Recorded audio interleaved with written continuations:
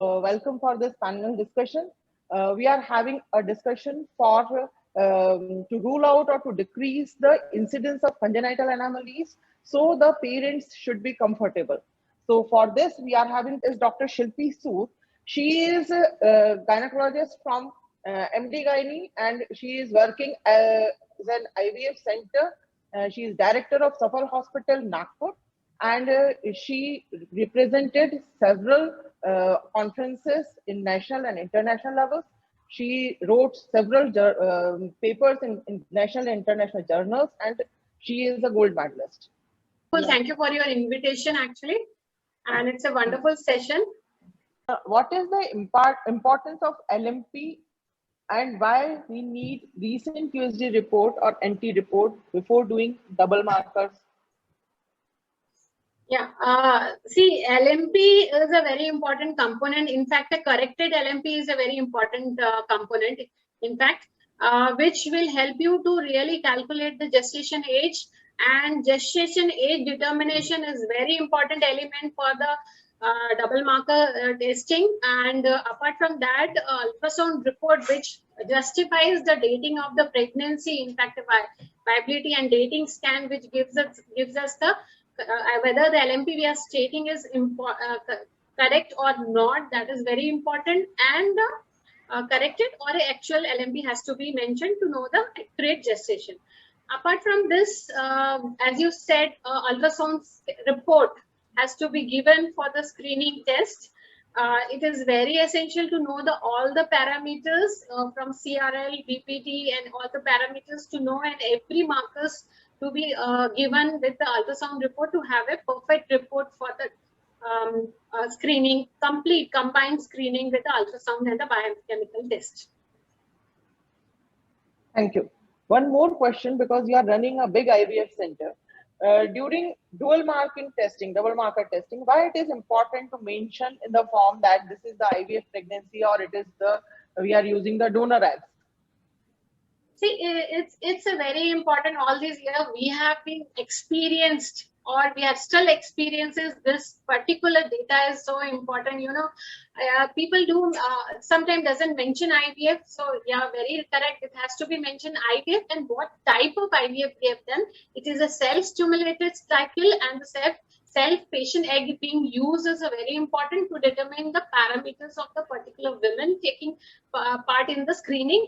Or if they are the donor egg, then we have to ascertain what are the details of the donor which has to be given, like date of birth, age of the donor, and the basically weight of the BMI of the donor, and the history of diabetes, and all this medical history has to be given of the donor to have a correct report for the screening test.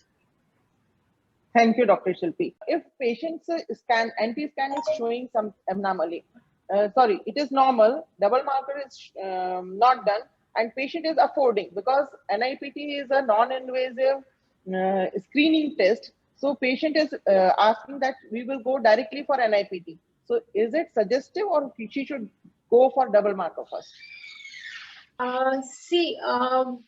Basically all these screening tests are just a proposal we can give to the patient, and we have to give the whole information what we are going to get from the various screening tests, from double marker to quadruple marker to NIPT. Every aspect of the test has, and the detection rate has to be explained to the patient, and also the cost involved and what are the detection rate has to be explained. What I believe, I will present patient all this thing or this scenario. After this double marker test, still she stands into period of double marker, after NT scan, if she still stands for the double marker test, I would first propose her for double marker test. And if she is convinced, that is wonderful. If she has to take for NIPT, I can offer that also. It's basically, I feel like patient should take all this judgment herself after giving the information. But if patient is not able to take the judgment and the NT scan is normal and she's a low risk, I would suggest a double marker test rather than NIPT. Okay, thank you, Dr. Shilpi. Can you tell us what is the sensitivity of the NIPT? Yeah, How sensitive? I would say this is NIPT is a wonderful screening test. In fact, initially people were taking it as a more of closer to the highest detection rate, and it detects up to the 99.9% of positive cases, and the sensitivity is quite high. One more question, doctor. If have you seen the cases when the patient's NIPT is normal and after birth you saw that baby is having some anomalies? Yeah, can be there, but I have not seen. If you are asking me, literature does mention, but I have not seen such cases. Thank you. Dr. Shilpi, is there any increased risk associated with increased age of pregnancy? Is there increased risk? Serially, they does mention, although the variables are not standardized, but there is a increasing risk being explained with the increasing age of the pregnancy. Okay. Aparna, you wanted to add something? Yeah, I have a question for Dr. Shilpi, since they are the people who actually see the patient. Have you, I'm sure with the experience which we had the pleasure of working with Dr. Hema Purandare, we have seen quite a few times, since there are only 3 syndromes which are diagnosed, as Dr. Rohan said. If there is nothing in that 3 syndrome, but the moms are different, like something is very low, say a free beta HCG mom is very low, below 0.5, but there is no risk. And then how is your experience as a clinician, because you see the patient at least 3 to 4 times? I wanted some insight in the terms of a normal scan report, but a mom value which is very low or a very high value. Have you seen something like that, and can you throw some light on that? Yeah, in fact, clinically, when we come to know such scene, we clinically want to come out what else has to be looked into, and it being after discussion, we have pointed out like some placental issues are there, like abnormal placentations can give rise to such condition, and in future the fetus might go into a fetal growth restriction. Can be predicted with these values. No other prediction can be made out of these. So placental insufficiencies can be one of the reasons which is giving. So such cases can be handled by giving a low molecular weight heparin to patients quite early, predicting these things, and then starting these treatments to reduce the chances of IUD and the fetal growth restrictions. Actually, the reason of asking this question is because there are many pathologists and the biochemists attending this. Just giving a scan report to the clinician, we really have been into this, where we learn from you on, and we tell you that, okay, this mom is very low, and we can maybe get into the early step of counseling and see what we can do actually for the patient with the help of our radiologist, maybe look at more soft markers or something which is available. That's the reason this question was asked. Thank you so much. Thank you. Thank you, ma'am. Dr. Manisha, it was a wonderful to join in your session, and it is always very nice to discuss these issues, because they are so burning issues for the patients. Every time they carry these reports and they hop on to one center to other center to know the right answer out of clinicians. I have 2 things. We have seen there are 2 things which we regularly face from our center of excellences. One, as Dr. Shilpi said, if a lab gives you a cutoff of 1:230, patient will go window shopping to another lab to get something like 1:60, 260, because she is happy.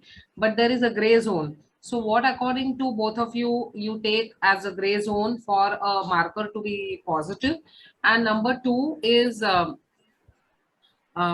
we had our first lecture on preeclampsia, where we had the markers for PGFLT and SFLT. Have you correlated those markers with dual markers? Yeah, definitely. One such situation we face, like they are in the borderline zone and the patient is looking for some other review and all, we have to correlate every marker and the calculation involved and the software involved out of it. And definitely taking 2 values cannot. I always ask my patient which value you will believe whether the normal one or abnormal one, that remains a question. A good NT scan will always help you to get away. And at the end, if you don't want to believe any of the reports, then you better opt for the NIPT, or a sequential screening may proceed with the further early anomaly scan at 16 weeks and doing again a quadruple marker can solve the issue rather than directly going for an invasive testing. I just want to comment one thing. Aparna, this is very, very right. We have to have our own software while calculating all this thing, because we're doing all the screening all these days that we are not getting. Most of them, the results we are getting as a false positive report, and when we do the invasive testing, we are not getting the positive report. So this is a big question for us in clinical practice. In fact, I had done a study 2 years back collecting a data what I was doing, and we have discussed this issue in FIGO also, presenting my paper, what we should work out with the software. It should be our population based, and I think we should work out for this. In fact, everybody should come together. Madam, we are always there. In fact, absolutely, madam. I would like to take one more. We did one case study, just smaller case study of 83 mothers in dual marker in Kerala. We did it with 2 hospitals, one infertility hospital called Dr. Krishna Devi, and we saw the moms even in Kerala. Though we talk about India, we still have state-wise. We can go down south and north, but at least let's have Indian moms. Yes. And that is going to be fair to you and our radiologists. Otherwise, the reports are not going to come on the same platform. So Pentrad, Prisca, Lilac, anything. But if we are going to help you with the local population moms, then only then the report is going to be good, because this is finally an analysis of a radiology, biochemical and clinical findings. That's why the topic was chosen, actually. Yes, wonderful. Thank you. So the take-home message is that NT scan should be done in proper time along with dual markers. And if any marker is very abnormal, so we should go for a screening test, preferably NIPT. It is also a screening test, but if there is a gross abnormality in NT scan, so we should go directly for amniocentesis and do the genetic counseling of the patients. That is the best time. Thank you. Thank you.